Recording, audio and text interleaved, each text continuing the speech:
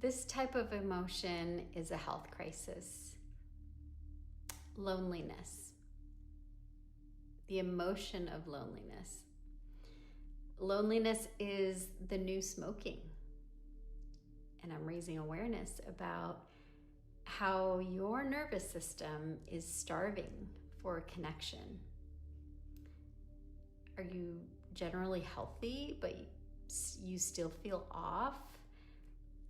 If it's not a medical condition affecting your body, it might be your lack of connection.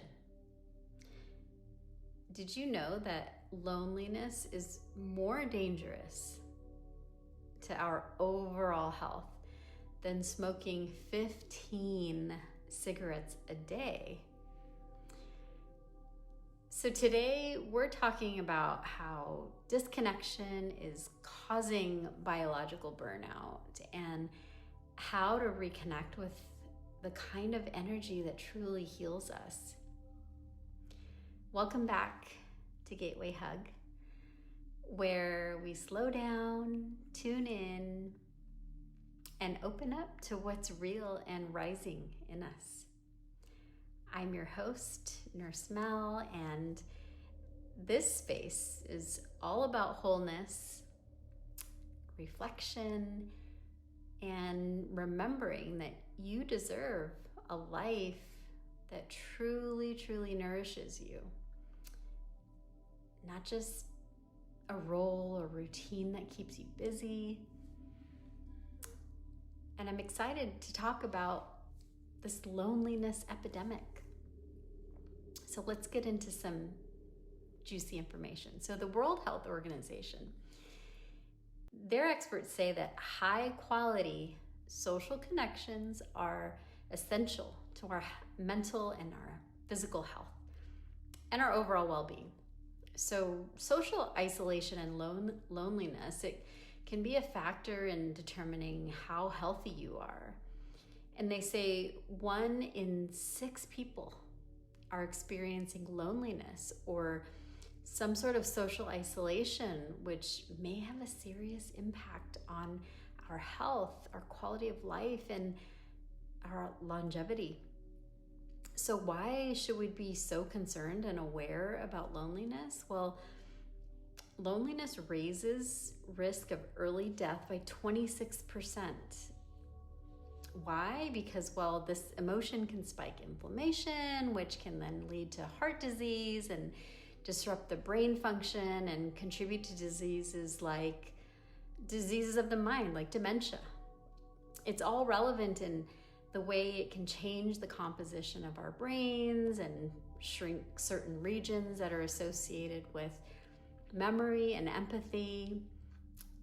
And loneliness can also weaken your immune system and affect cortisol regulation, which makes us crave comfort and joy and unhealthy choices that are just not good for us. For example, emotional eating. It can be tied to boredom, and it's no secret that loneliness and boredom can go hand in hand. And so we have to take steps in order to avoid the path of loneliness. And this is what I'm excited about. It requires healthy connections with others, which is also key to nervous system regulation. I love talking about the nervous system and the brain, because remember, our nervous system needs safe relationships in order to stay regulated, because without it, we can feel hyper alert, which can make us overthink every little thing, or you may be chronically tired or super exhausted, but your brain frequency is still buzzing. Do you ever feel like you're physically exhausted even when you weren't even doing too much? Or what about if you're either emotionally numb or overly reactive? And this is that unregulated space, and it can happen when you feel unseen, like when you aren't vibing with another human connection. And so that's why good relationships and healthy connections are the best form of medicine. We'll dive into that a little later. I personally truly believe that your vibe attracts your tribe, and it's not just a cute little thing to say. It's true. We're all energetic beings, meaning we carry energy and energy flows through us. And science has proven that our nervous system co-regulates with others. It's kind of like how our menstrual cycles can become in sync with, like, when women spend time with other women. And because of this, we should always choose to be around calm, safe, and emotionally available people that feel good to our soul. Because this calms our being, which regulates heart rate, lowers that unnecessary cortisol, and that's when healing activates within. On the flip side, if you surround yourself with chaotic, draining, or emotionally avoidant toxic energy, this is wasted time, because it can be draining. And when you're around people that lack the awareness and the capacity to find peace and balance in their own lives, that energy can keep your body in a constant stress response. So raise your vibe and remain on that frequency, because when you heal your own energy, you will naturally attract people who share a similar bright frequency. And it's no coincidence to be attracted to good energy. It is resonance. And so you might be telling yourself, I have a big circle of friends, a type of loneliness I'm pinpointing. It doesn't necessarily mean that the kind where you're literally by yourself alone at home. It's the kind of loneliness that actually shows up in the middle of your full content life. And you may be included in all these group chats, or you're included in a social media group and always included in the girl plans. And yes, like around lots of people, and yet you feel unseen and just not felt by the people that truly get you, that you feel somewhat misunderstood or simply just disconnected. And do you ever ask yourself, does anyone really get me? And would anyone notice if I stopped trying so hard for them? But I am here to tell you the raw truth. You can have a lot of friends and still feel completely alone, because loneliness isn't about the quantity or the number of people that you surround yourself with. It's about the quality of the connection, and it's about how safe you feel to bring your full entire self to the table and have the healthiest people around to not only share your joy, but also understand your needs and support you through life's challenges without judgment or without ridicule or without competition, without expectations, really. And just because you've known someone for years and years and you've shared countless memories, vacations, birthdays, it doesn't mean they connect organically on a meaningful level. Because life isn't just about keeping score of how many memories we have. It's about creating joy in the present and cultivating connection that builds plans for a healthy future. And some relationships, they may be rich in history but empty in presence. You may be clinging on to what was at one moment in time and not recognizing how your soul battery has been relying on stale, outdated energy. And so the best relationships are mutual, where love, support, and real presence flow in both directions. And you don't have to overfunction to be included. You don't always have to be the listener or the planner or the fixer. It's that reciprocal connection where you're both pouring into each other. It's rooted and, most importantly, nourishing.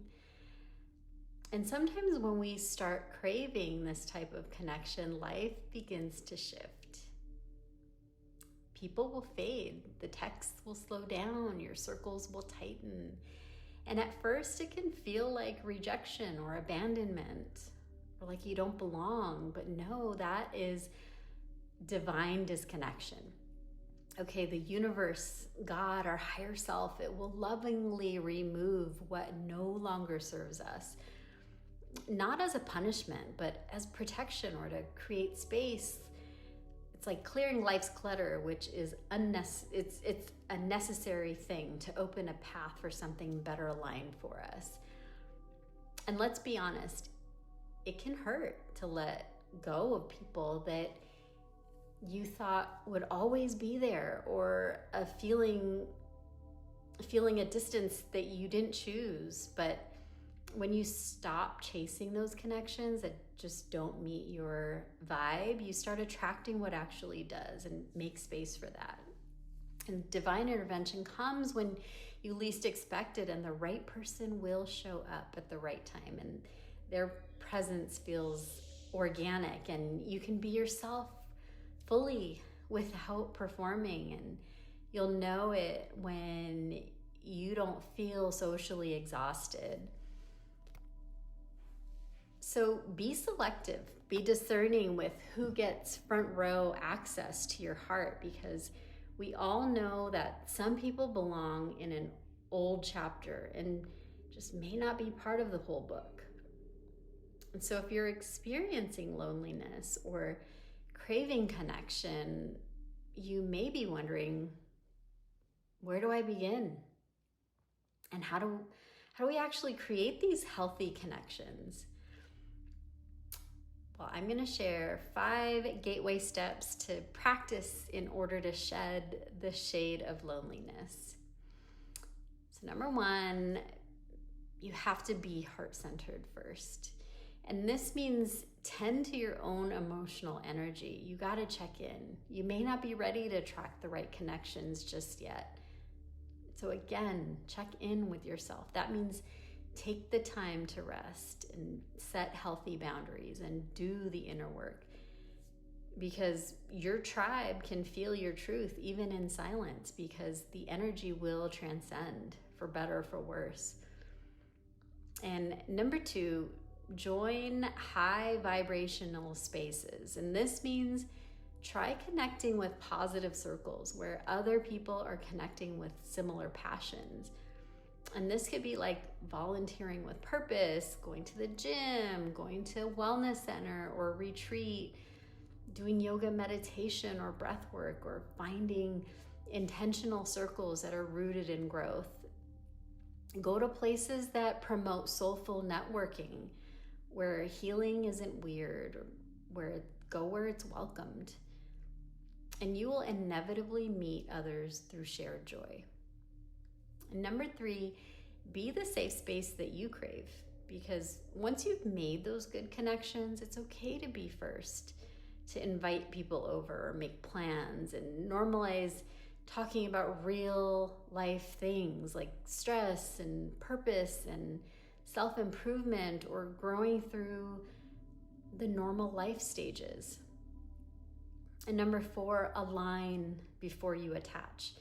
So stop forcing connection with people who can't meet you where you are energetically. These soul-aligned friendships, they will feel easy and deep and nourishing, and not socially transactional or exhausting.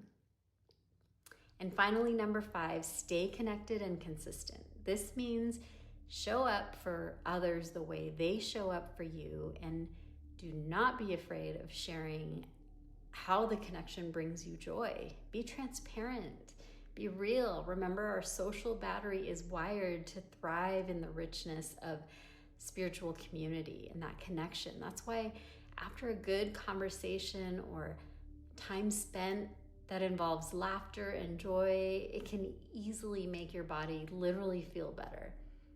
Less tension, better sleep, and boosted immunity. All those good benefits. So I like to believe it also makes you beautiful inside and out. So as a closing vibe check, remember, you may not just be lonely. You can be energetically disconnected. And healing isn't about doing more to stay connected in spaces that drain you. It's about being more connected intentionally with the right light. So protect your peace, nurture your frequency, and remember, when your vibe is rooted in authenticity and alignment and emotional safety, you don't just attract your tribe, you also become good medicine for others receiving your gateway hug.